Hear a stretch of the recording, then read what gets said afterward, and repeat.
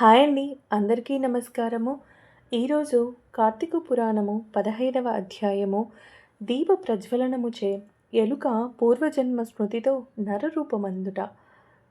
అంతటా జనక మహారాజుతో వశిష్ఠ మహాముని జనక కార్తీక మహత్యమును గురించి ఎంత వివరించినను పూర్తి కానేరదు కానీ మరి ఒక ఇతిహాసము తెలియచెప్పెదను, సావధానుడవై ఆలకింపుమని ఇట్లు చెప్పెను.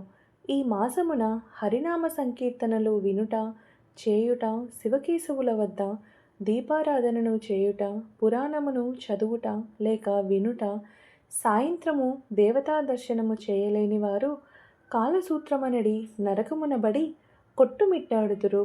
కార్తీక శుద్ధ ద్వాదశి దినమున మనసారా శ్రీహరిని పూజించిన వారికి అక్షయ పుణ్యము కలుగును. శ్రీమన్నారాయణుని గంధపుష్ప అక్షతలతో పూజించి ధూపదీప నైవేద్యములు ఇచ్చిన ఎడల విశేష ఫలము పొందగలరు.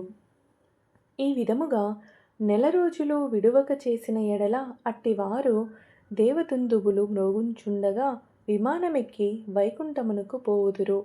నెల రోజులు చేయలేని వారు కార్తీక శుద్ధ త్రయోదశి, చతుర్దశి, పౌర్ణమి రోజులందైనా నిష్ఠతో పూజలు చేసి ఆవునేతితో దీపమునుంచవలెను. ఈ కార్తీక మాసములో ఆవు పాలు పితికినంతసేపు మాత్రము దీపముంచిన ఎడల మరుజన్మలో బ్రాహ్మణుడగు జన్మించును. ఇతరులు ఉంచిన దీపము యోగ ద్రోసి వృద్ధి చేసిన ఎడలను లేక ఆరిపోయిన దీపమును వెలిగించినను అట్టి వారల సమస్త పాపములు హరించును. అందులకు ఒక కథ కలదు, వినమని వశిష్ఠుల వారు ఇట్లు చెప్పుచున్నారు.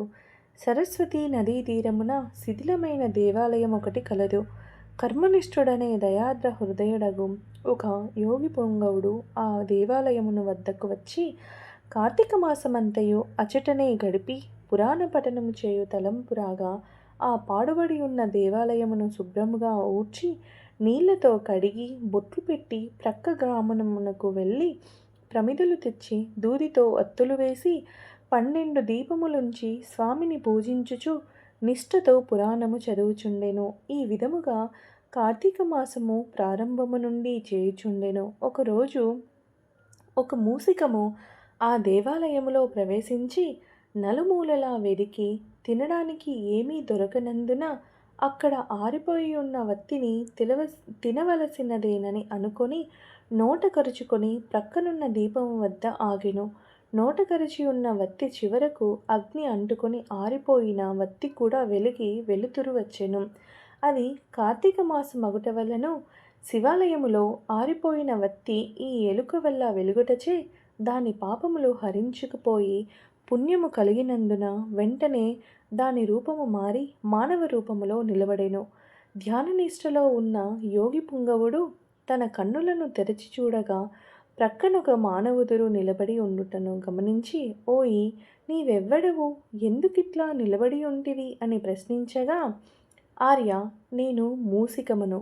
రాత్రి నేను ఆహారమును వెదుక్కుంటూ ఈ దేవాలయములోనికి ప్రవేశించి ఇక్కడ కూడా ఏమీ దొరకనందున నెయ్యి వాసనలతో నుండి ఆరిపోయిన వత్తిని తినవలనని దానిని నోట కరచి ప్రక్కనున్న దీపం చెంత నిలబడి ఉండగా నా అదృష్టము కొలది ఆ వత్తి వెలుగుటచే నా పాపములు పోయినందున కాబోలు వెంటనే పూర్వజన్మమెత్తి తిని. కానీ ఓ మహానుభావ, నేను ఎందుకీ మూసిక జన్మ ఎత్తవలసి వచ్చినో దానికి గల కారణమేమిటో విశదీకరింపమని కోరెను.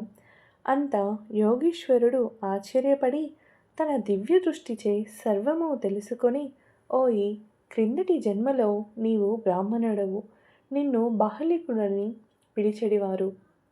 నీవు జైన మత వంశానికి చెందినవాడవు.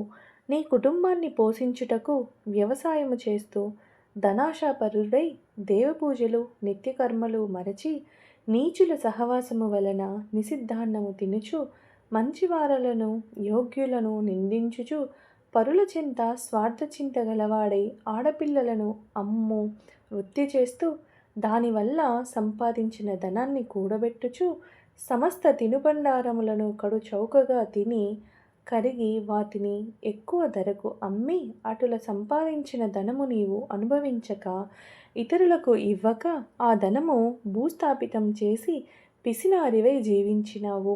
మరణించిన తరువాత ఎలుక జన్మమెత్తి వెనుకటి జన్మ పాపమును అనుభవించితివి.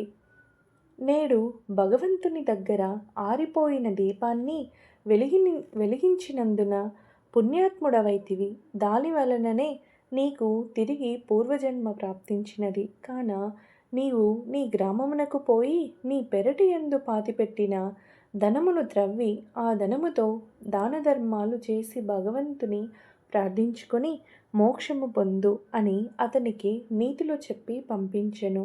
ఇట్లు స్కాంద పురాణాంతర్గత వశిష్ఠ ప్రోక్త కార్తీక మహత్యమందలి పంచదశాధ్యాయము 15వ రోజు పారాయణము సమాప్తము.